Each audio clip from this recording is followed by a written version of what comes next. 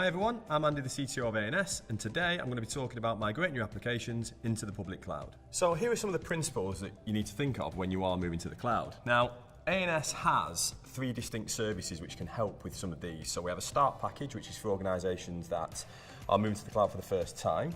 We have a migrate package for if you're looking to re-platform your application, redesign your application, or simply actually just lift and shift your application. And we also have a manage package, which basically keeps the systems, the public clouds optimized over time. We can talk about that in another Lightboard. But I want to talk about some of the key principles, because organisations think that when they move to the cloud, it's actually really expensive. And in some cases, if you don't do it correctly, it can be.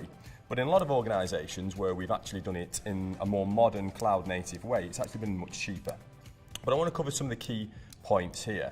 So we're going to start with the skills, we're going to start with economics, we're going to look at the tooling, and then how we do things like recovery in the cloud, and the differences between an on-prem system that you are maybe used to for the last 10, 15, 20 years, or moving into a hyperscale public cloud such as an Amazon Web Services or a Microsoft Azure.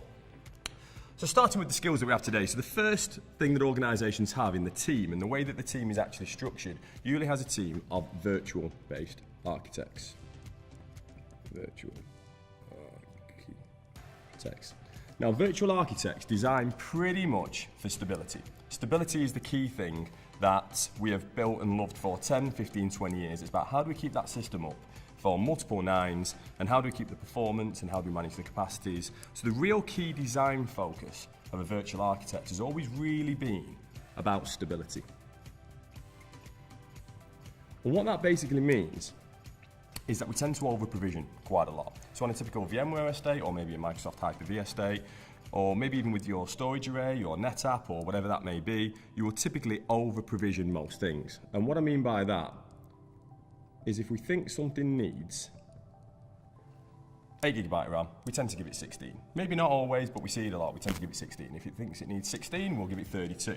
If we think that application needs 1,000 IOPS, we'll maybe get 2,000 IOPS, because we don't want to make sure, or we want to make sure that we're not affecting stability in any way, shape or form.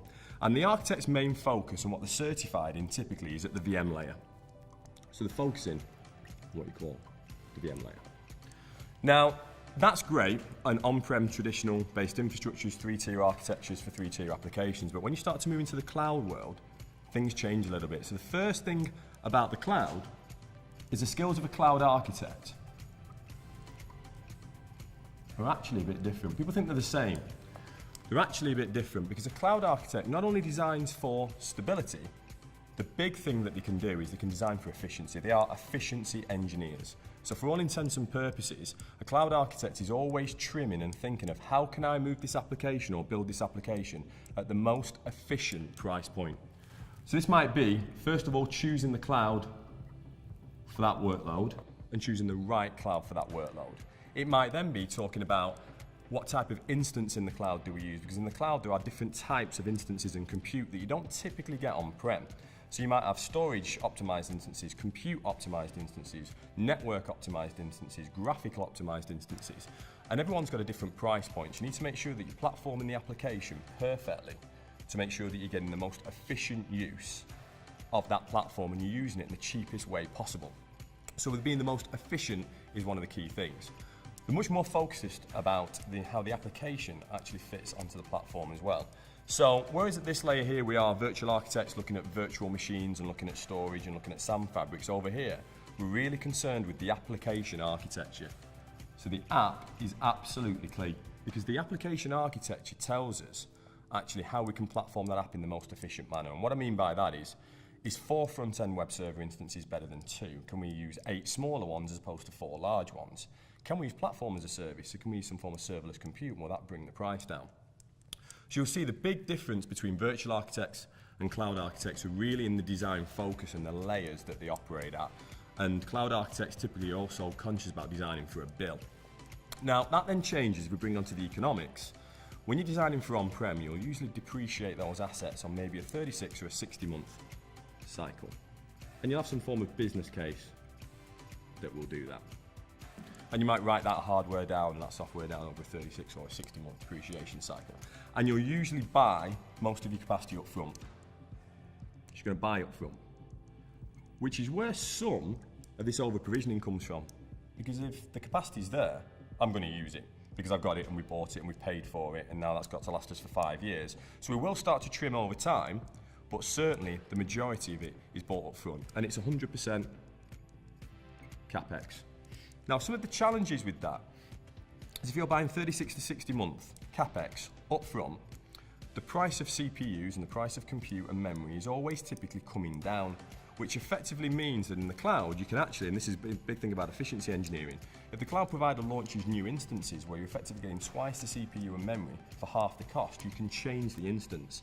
That's very difficult to do on-prem when you've actually bought the blades and you've got to write them down. So it always means that you're running in a level of sort of the environment is not as optimized as it could be, because you're not managing to change the type of CPU or compute midway through the term.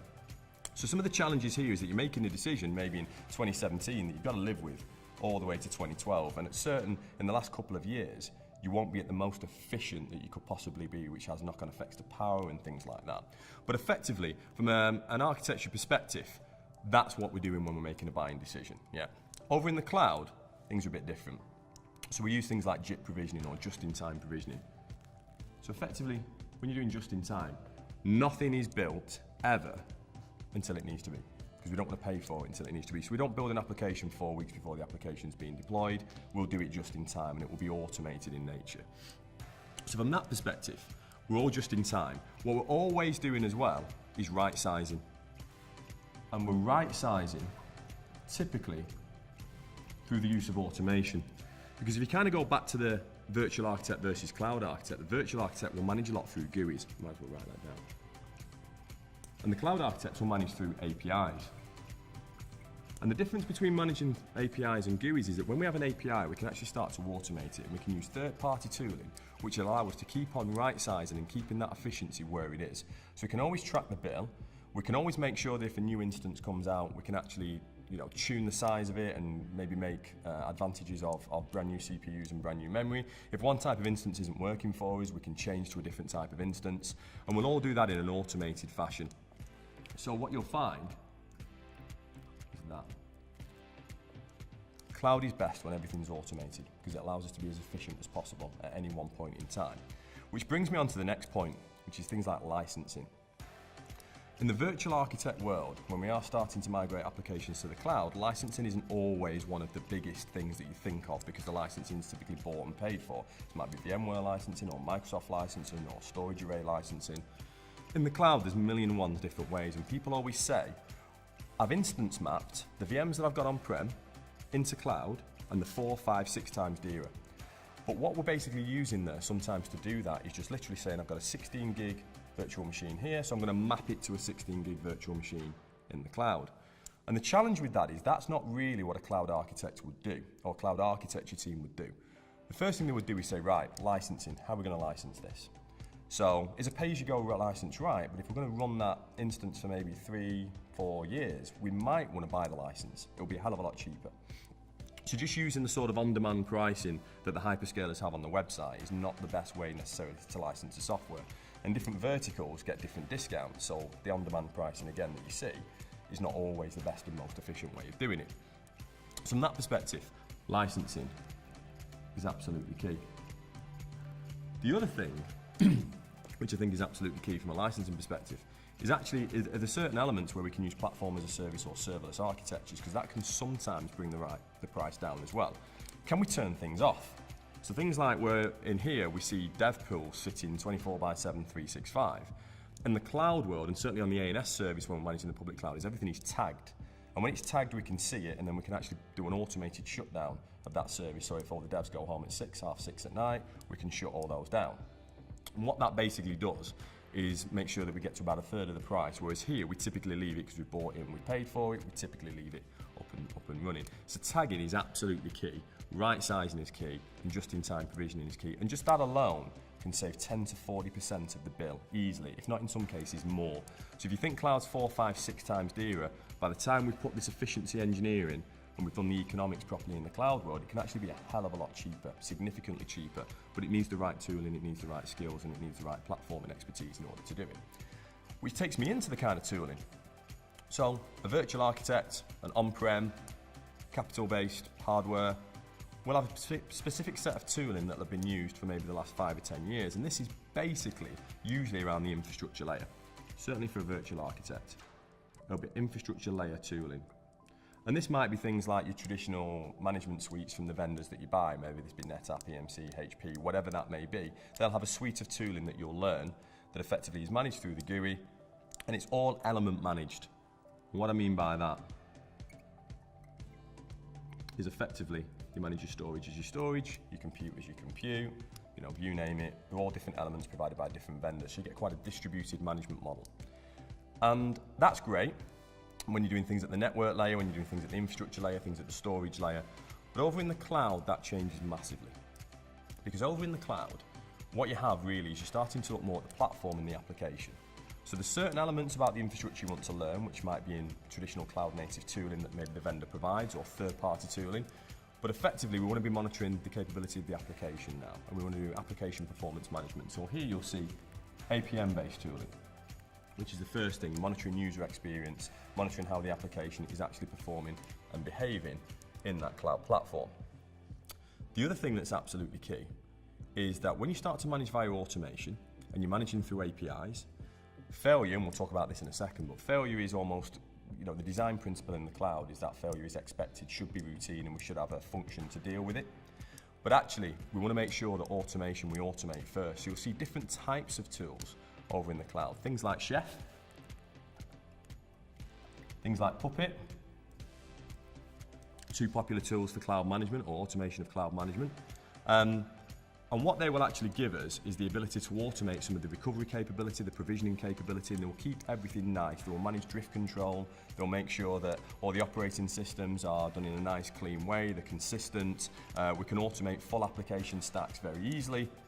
Whereas in the on-prem environment, you'll be typically element managing, and in some cases through different teams. So automation gives us much more speed. So the tooling is completely different, but what you'll also find, if you are going cloud native, so if you've got your traditional 3-tier sort of second platform application here, your traditional application here, all the way into the cloud native world, this you might be using something like vCenter to manage on a daily basis at the hypervisor level. Over here, if your application team is starting to use containers, things like Docker, you might start to use different types of management tools like Kubernetes, for example, or some kind of Docker management software you may use there. So it completely changes from a skills perspective, the design focus completely changes, and the tooling that you need.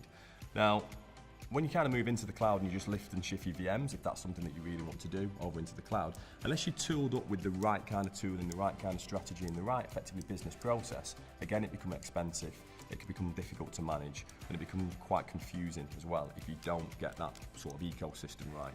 It's not just about the cloud providers, it's about the tooling that they provide. Which takes us on to our last point, recovery. Well, we know here on-prem, we buy everything twice, right? Everything's a buy twice. Now, you might not buy full capacity twice, but you'll have a main data center that will replicate to a secondary data center, and that will typically be done through something like SAN or hypervisor-based replication. SAN replication being, or storage replication, being one of the key methods for DR, to transmit the data over a dedicated link, a high-capacity link, and that will make sure that effectively we've got a copy of the data in one place, all the way replicated to another, and we'll do that at the storage layer. Now, compute, for example, might be something like N+1, N+2, whatever that may be. So you're going to over-provision this. You can always make sure you can put blades and things in maintenance mode, and always make sure you've got enough capacity to deal with some kind of hardware failure. In the cloud, that's a little bit different. So in the cloud, the first simple thing from a cloud perspective is that some of this SAN replication, you actually want to get out of replicating more traffic than you need to. So on things like backup in the cloud, you don't really want to be backing up operating systems. You don't want to recover the full OS. You actually just want to rebuild it, which again is why automation is so key. Because you want to be in a position where you're only backing up your data because it's much, much cheaper and it's much faster recovery. So over here, you're kind of dealing with mean time between failure. And you might see an analogy called pets and cattle, which I'll leave for another Lightboard video. But mean time between failures, how long can the hardware run without failing? Over here, in the cloud, we're mean time to resolution. Because failure is something that we can't necessarily control because we don't control the hardware. So because of that, we always want to make sure that we can recreate that instance or fail over that instance in a clustered way at the cheapest possible price point while making sure that we maintain the recovery SLA for the amount of nines that we need. If you're building applications in the cloud as well, you might actually see that your design team, your development team might be using some principles like the 12-factor application, which is something called design for failure. And what that effectively means is that you're designing all of the abilities of the application to be able to recover itself in the app itself and not at the infrastructure layer. So if you kind of look here at virtual architectural design, a storage array and a compute array and a SAM fabric will effectively be two heads, you might have multiple shelves, you might have two network switches at the top of the rack that go diverse, you'll have two power supplies, you'll have two of everything in a way where actually the whole idea is that the application doesn't need to deal with failure, the infrastructure does it. When you move to cloud and you're talking about that, you want the application to be able to self-heal and recover itself, or to start itself, automated recovery, and that way then you actually take away the human instance of it, you take away the human element, and you take away the need to have expensive enterprise hardware, hence how we're using hyperscale public cloud. So design for failure is absolutely critical, and what you'll see people like Netflix have pioneered like the chaos engines, which, look them up, they're really interesting, but effectively they are engines that they run in their public hyperscale environments that effectively simulate failure live. And what this does, it allows the application developers and the people and the cloud architects and the people who platform the applications to deal with different types of failure. So they introduce network latency, they introduce things like a complete shutdown of an instance at a really inconvenient time of the day. And what that allows you to do is understand how the application can recover. And we're starting to see some customers now use these, because these were open source tools. So we're starting to see customers actually say, right, how do we use chaos engines? Or how do we experiment with chaos engines? And that is a real nice way, when you start moving into the cloud, of actually starting to understand how cloud failure scenarios work. So from that perspective, we're starting to see that as well. So as you can see, and I hope I've demonstrated, there is a gap. There's a gap between some of the skills that you have today, maybe in your virtual architects, all the way into your cloud architects. The design principles are much different. It's not just about the platform.